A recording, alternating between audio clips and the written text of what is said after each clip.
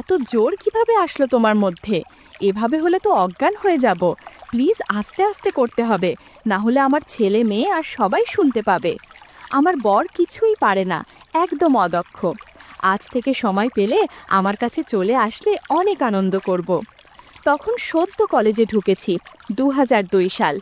পাড়ায় একটা বাড়ি দীর্ঘদিন খালি পড়েছিল।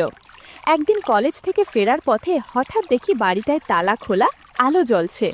কি ব্যাপার? দেখতে ঢুকলাম। দেখি হল ঘরে আমার মা দাঁড়িয়ে এক অল্প বয়সী সুন্দরী ভদ্রমহিলার সাথে কথা বলছে। দেখে মনে হচ্ছে সদ্য বিবাহিতা। আমার তখন সদ্য 18, মহিলা 20 কিংবা 22-এর বেশি হবে না। প্রায় আমারই মতো উচ্চতা, গায়ের রং ফর্সার দিকে, গঠন আর সাধারণ 4-5কা বাঙালি মেয়েদের মতো, কিন্তু চোখ দুটো দেখলে যেন মন জুড়িয়ে যায়। হঠাৎ ভেতরের ঘর থেকে এক ভদ্রলোক বেরিয়ে এলেন। সুপুরুষ চেহারা, 25 কিংবা 26 বয়স হবে। আমায় দেখেই বললেন, আরে তুমি তো ঋষি, তোমার মায়ের কাছে এতক্ষণ তোমার ব্যাপারেই শুনছিলাম। তুমি তো পড়াশোনায় খুব ব্রিলিয়েন্ট, জয়েন্টে 225 র্যাঙ্ক করা কি মুখের কথা? আমি শুভদীপ, আমার স্ত্রী কোয়েল। পরে জানলাম শুভদীপ তার বাড়ি মালদায় আর কোয়েল বৌদির বাড়ি শিলিগুড়ির কাছে গ্রামে। শুভদীপটা একটা নামী কোম্পানির সেলস ম্যানেজার আর বৌদি গৃহিণী। সদ্য বিয়ে হয়েছে। ওদের বাড়ির আর আমাদের বাড়ির মাঝে এক টুকরো ছোট্ট ফাঁকা জমি ছিল, আর ওদের বাড়ির পিছনে আর অন্য পাশে বেশ বড় পুকুর। ধীরে ধীরে দু বাড়ির সখ্যতা গড়ে উঠল। দাদা সকালে বেরিয়ে রাতে ফিরত। আমি মাঝে মাঝে বৌদির জন্য দোকান করে দিতাম। দাদা বৌদির সাথে ভালো বন্ধুত্ব তৈরি হতে লাগলো। পাড়ার আর কোনো ছেলের সাথে বৌদি কথা বলতেন না। সদ্য বিবাহিতা সুন্দরী বৌদি অনেকের ফ্যান্টাসির কারণ হয়ে থাকত, আর আমি হয়ে গেলাম অনেকের হিংসের পাত্র। একদিন শীতের দুপুরে আমি আর ভাই দুপুরে ছাদে ক্রিকেট খেলছি। একটা লুজ বল তুলে মারতেই সোজা উড়ে গেল দাদাদের বাড়ির দেয়ালের ভেতর। আমি মেরেছি। খেলার নিয়ম অনুযায়ী আমাকেই বল কুড়িয়ে আনতে হবে। অনেকক্ষণ বাগবিতণ্ডা করে গেলাম। খালি জমি পেরিয়ে আমি দেয়াল ডিঙিয়ে ঢুকে গেলাম। বল পেয়ে গেলাম হাতের সামনেই। বল তুলেই দেখি একটা বিড়াল প্রায়ই আমাদের বাড়ি ঢুকে ঘর নোংরা করে যায়। বিড়ালটাকে তাড়া করতেই পালালো। আমি ধাওয়া করলাম। এমন সময় আমি ঘুরে দাঁড়াতে যাব, হঠাৎ খোলা জালনা দিয়ে কেমন একটা আওয়াজ পেলাম। জালনা দিয়ে দেখলাম দাদা আর বৌদি কাজ করছে। পিছনে পুকুর বলেই হয়তো জালনা বন্ধ করেনি। দুজনে কাজ করতে একদম ব্যস্ত। বৌদি কালো কুচকুচে একটা লাঠি ধরে কেমন যেন করছে। বন্ধুরা, তোমরা নিশ্চয়ই বুঝতে পেরেছ আমি কিসের কথা বলছি। বৌদির চুল এলোমেলো হয়ে আছে, ঘরও কিছুটা অগোছালো। একটু পর কাজ করতে করতে দাদা দুটো বল হাতে নেয়। বল দুটো দেখতে ভারী সুন্দর, যে কেউ নিতে চাইবে। আমি তাদের কাজ দেখেই অবাক হচ্ছিলাম। দিন দুপুরে কেউ এভাবে কাজ করে নাকি? এই কাজই ছিল আমার প্রথম সামনাসামনি দেখা। বেশিক্ষণ কাজ করলো না। সামান্য কিছু করেই দাদা একদম ক্লান্ত হয়ে গেছে। এদিকে বৌদির চেঁচামেচিও থেমে গেল। বুঝলাম দাদা কাজ শেষ করে ফেললেও বৌদি এখনও কাজ করতে চাইছে। বৌদির মুখে বঞ্চনার ছাপ। দাদাকে বলল, আজও পারলে না? তোমাকে দিয়ে কিছুই হয় না। এরপর বৌদি রেগে অন্য ঘরে চলে গেল। বুঝতে পারলাম বেশি ছোট আর দুর্বল লাঠি দিয়ে কাজ করতে পারে না দাদা। দাদা অপরাধীর মতো মুখ করে বসে গেল। আমি তাদের দেখে পালিয়ে এলাম চুপিসারে। এরপর থেকে বৌদিকে নিয়ে ভাবতে লাগলাম কিভাবে তাকে কাজে সাহায্য করা যায়। বৌদি আমাকে প্রায় স্নেহ করত, হাসি ঠাট্টা করত, কারণ আমি তখন একটু স্বাস্থ্যবান ছিলাম। চাকরি করার পর জিম করে চেহারা ভালো করেছি। সেদিন ভর দুপুরের ঘটনা দেখার পর থেকে বৌদি সামনে আসলে আমার মধ্যে অদ্ভুত অনুভূতি হতো। কলেজে গার্লফ্রেন্ড হয়েছে, কিন্তু নিতান্তই প্লেটনিক। হাত ধরাটাই বড় ব্যাপার ছিল। দুজনেরই অপরিণত বুদ্ধি। আর নামি কলেজে পড়তাম বলে ক্লাস ফাঁকি দিয়ে ঘোরার দস্তুর ছিল না। বাইরে চেনা কেউ দেখে ফেললে বাড়িতে বকুনির ভয়ও ছিল। এর মধ্যে দোল এলো। আমি বেশি রং খেলি না। দোলের দিন সকালে বেল বাজলো। দেখি কোয়েল বৌদির গলা। কাকিমা, আবির খেলবেন না? মা বলল, আগে রান্না শেষ করি, পুজো দিই, তারপরে তো। তবে রিশু যদি খেলে ওকে সঙ্গে নিতে পারো। আমি ঘরে বসেছিলাম। হঠাৎ সামনে একটা রং মাখানো হাত, আর পর মুহূর্তে ওটা আমার মুখে অতর্কিতে আক্রমণ।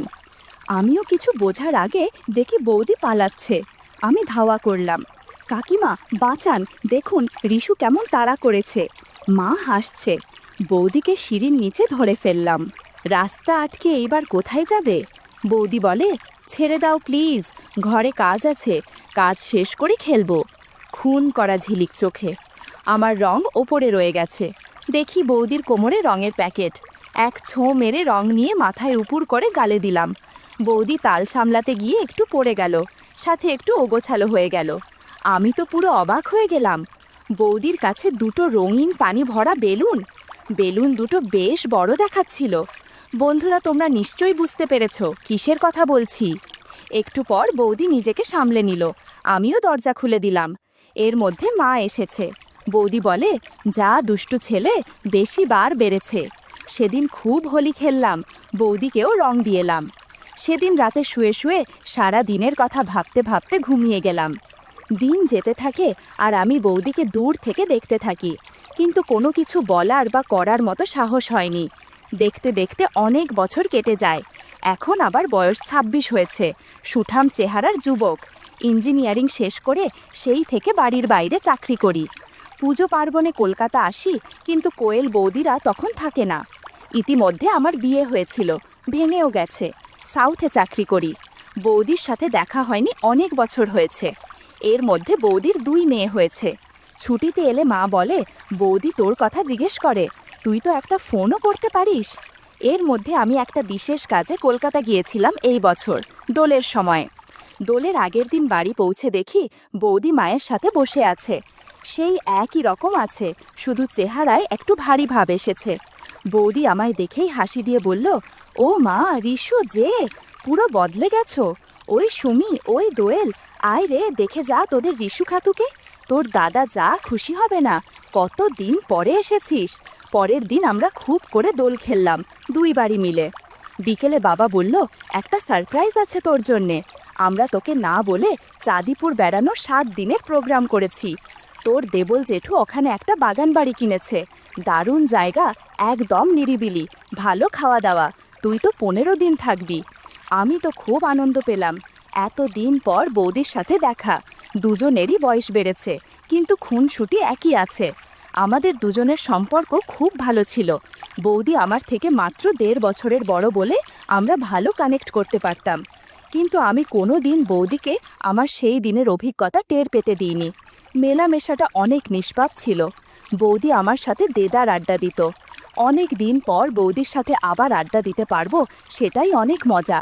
বৌদির প্রতি একটা আকর্ষণ ছিল না, একটা ভালো লাগা আর একটা অদ্ভুত টান ছিল আমার। সেই বৌদি আজ দক্ষ গৃহিণী, 2 বাচ্চার মা। কিন্তু কথা বলতে গিয়ে দেখলাম সেই 10 বছর আগে দেখা সেই আগের মানুষটাই।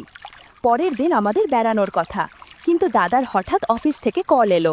বলে ছুটি ক্যান্সেল, 15 দিনের জন্য সিঙ্গাপুর যেতে হবে। আমরা বললাম বেড়ানো ক্যান্সেল করে দিই। দাদা বলল, রিশু তো আছে, তোমরা ঘুরে এসো, আমায় না গেলেই নয়। দাদার কথা শুনে বৌদি রাগে ফুলে উঠছে। সে মানুষটা জীবনে কোনো আনন্দ দিতে পারল না। একটা লোক জুটেছে আমার কপালে। বৌদি আমাকে দেখে সামলে নিল। আমি বললাম, আহা বৌদি, কাজ থাকলে কি করবে বলো? আমিও তো সেবার আমার বোনের বিয়েতে আসতে পারলাম না। বৌদি বলল, তুমি জানো না, তোমার দাদার পাড়ায় মাসির বাড়ি থেকে কলেজে পড়তাম। আমার শ্বশুর আমার মেশোকে বলে বাবাকে ধরে জোর করে বিয়ে দিয়ে দিল এই লোকটার সাথে। তারপর থেকে খেতেই চলেছি, কিন্তু সামান্য আনন্দ পাই না। একা একা রাতে ঘুমায়। আমি বললাম, ছাড়ো না বৌদি, বেরসিক ঢোলটাকে, আমরা খুব মজা করব। আমি তো আছি, খুব আড্ডা দেব। আচ্ছা, এই কদিন আমি তোমার দেওর কম বয়ফ্রেন্ড বেশি থাকবো। দেবর মানে জানো, 1.5 গুণ বর, মানে বরের 1.5 গুণ আনন্দ। বৌদি এবার হেসে বলল, তাই নাকি? পরের দিন ভোরে হাওড়া থেকে ট্রেন। আমরা খুব ভোরে বেরিয়ে গেলাম। একটা ইনোভা ভাড়া করে গেলাম স্টেশন অবধি। সামনের সিটে ভাই, মাঝে মা বাবা, সুমি আর দোয়েল, পিছনে আমি আর বৌদি। দুটোর একটাকেও পিছনে আনা গেল না। কেউ এক মুহূর্তের জন্য আমার মা বাবাকে ছাড়বে না। বৌদি একটা মুচকি হাসি দিল, ফিস ফিস করে বলল, আমি এখন 7 দিন তোমার গার্লফ্রেন্ড, মনে আছে তো? আমি বললাম, সে কি আর ভুলতে পারি? এই 7 দিন তুমি আমার থেকে যা খুশি আবদার করে নিতে পারো, আমি তোমার সব দাবি পূরণ করব। ট্রেনে উঠে গেলাম। AC coach. আমাদের সিটগুলো একদম পেছনের দিকে পড়েছে, লাস্ট দুটো রো, সামনের 6টা সিট আর পিছনের দুটো। কিন্তু আমরা 7 জন এসেছি, কারণ দাদা আসতে পারিনি। উঠে ট্রেন ছাড়তেই সকলে ঘুমিয়ে পড়ল। অনেক ভোরে উঠে আসতে হয়েছে। তার আগে মা আর বৌদি মিলে খাবার তৈরি করেছে। বাচ্চা দুটো ঘুমিয়ে গেল উঠেই, মা বাবাও ঘুমিয়ে গেল। আমি আর বৌদি টুক করে গল্প করতে লাগলাম। বৌদি বলল, তুমি কিন্তু ঘুমাতে পারবে না, আমায় সময় দিতে হবে। আমি বললাম, এই 7 দিন সব সময় তোমার হয়ে থাকবো। বৌদি আমার বলল, রিশু, বিয়ের পরে আমার একমাত্র বন্ধু ছিলে তুমি। নিজের সব কিছু ছেড়ে এখানে এসে গেলাম, সব কিছু নতুন। তুমি তখন আমার জন্য অনেক করেছো। আমি বললাম, বৌদি, আমি তো শুধু আড্ডা মারতাম আর একটু আধটুটো দোকান করে দিতাম, এ আর এমন কি? না গো, তোমার সাথে কথা বলে আমি খুব হালকা হতাম। সব কিছু তোমায় বলতে পারি না, কিন্তু সবার জীবনে একটা ফাঁকা জায়গা থাকে।